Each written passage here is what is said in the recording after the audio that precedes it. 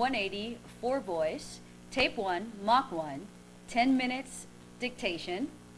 The following is your word list. Cap, man, Encino Hospital, Dr. Khan, Dr. Tuck, Dr. Rawson, Stephen, Century City Tower, Mary, Susan Adams, Ventura Boulevard, Rachel, State Farm, Effexor, Dolabid. I will be defense attorney number 2, Mr. Ditchter. I am defense attorney number 1, Ms. Bohr. I am the witness. I am plaintiff's attorney, Mr. Gam, and we begin in questioning by me, Mr. Gam.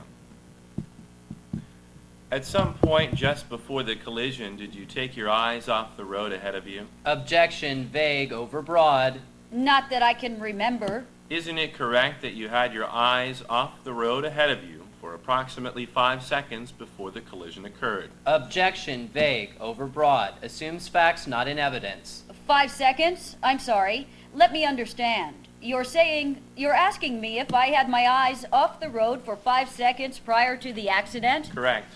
No. You never saw the CAP vehicle before the accident, is that correct? Correct. And you do not know how long the CAP vehicle may have been stopped before you struck the rear of the man vehicle, is that correct? Objection, assumes facts not in evidence. She stated that she never saw that vehicle.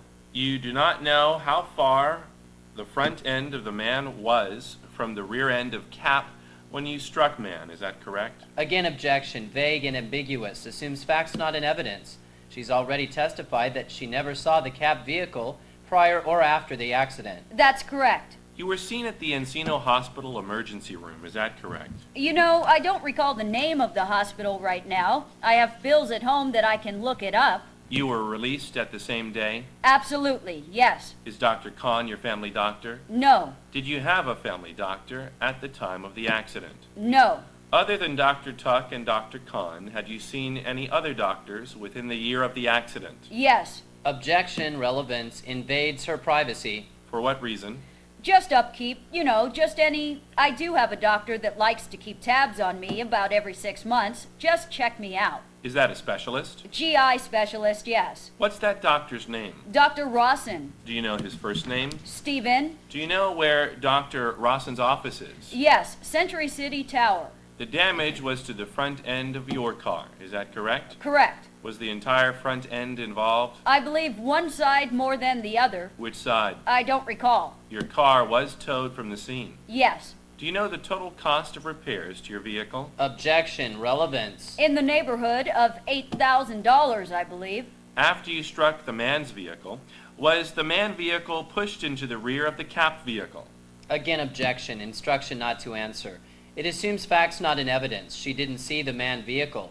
She does not know if there was any contact between the man vehicle and the CAP vehicle. Excuse me, she did not see the rear of the CAP vehicle. Did you instruct your client not to answer that question? Yes. Do you recall responding to written questions known as interrogatories verified by you on September 30, 1997? Do you want to show it to her? Well, I asked her if she recalls. The reason I'm hesitating, what I did was I responded over the phone to interrogatories. I did not send in written information. Do you recall signing a verification regarding interrogatory answers? Yes. Your secretary, or whoever it is that assists you, asked that I sign those and get those in first, and then the interrogatories could follow thereafter. And once again, I became ill, and the date approached, so this woman called and said, we can work it out over the phone. I'll ask you, and you can verbally answer. When you say your secretary, you're referring to your attorney's secretary? No, yours. Are you sure about that? Are you sure about that? Do you remember the name? Hey, counsel. Someone named, what was her name?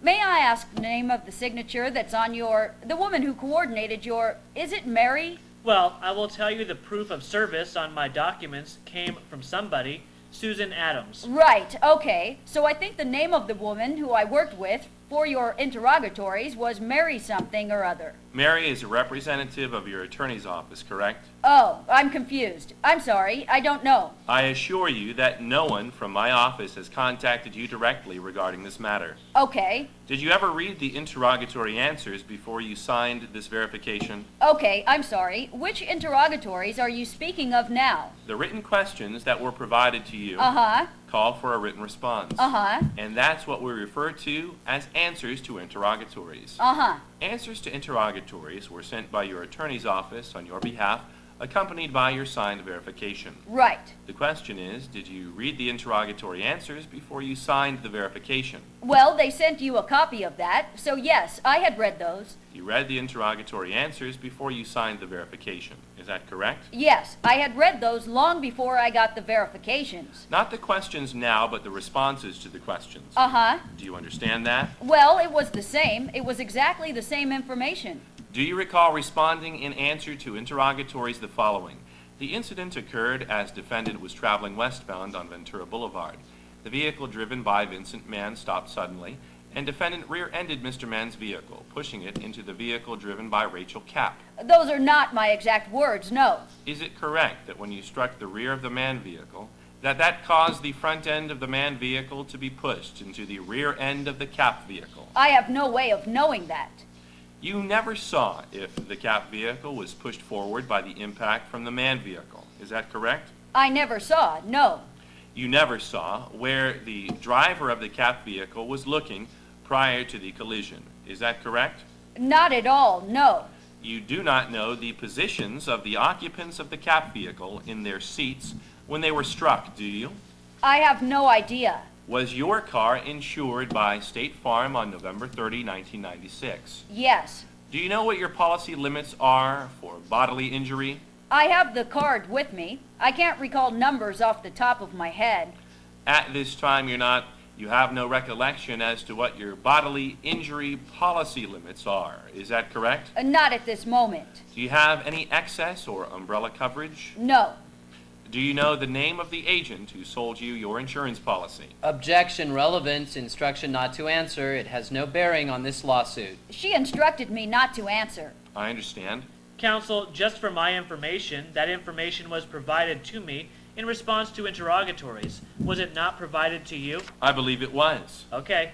You've never contended that the driver of the Kapp vehicle did anything to cause this accident. Is that correct? Objection calls for a legal conclusion by the word contend. I've wondered. Have you ever contended that? I've wondered. Objection, same. You don't know of anything the driver of the Kapp vehicle failed to do to avoid the accident, do you? Objection, plaintiff, excuse me. My client has indicated that she did not see the cab vehicle prior to this accident. In essence, she's answered your question. It doesn't take into consideration whether she heard anything or observed anything before or after any conversation that might have led to a conclusion, counsel. Instruction not to answer. I'm sorry, could you repeat the question? Sure. Could you read back the question, please? I'm sorry, you're using a double negative. So you're saying, is there anything they did to create the accident?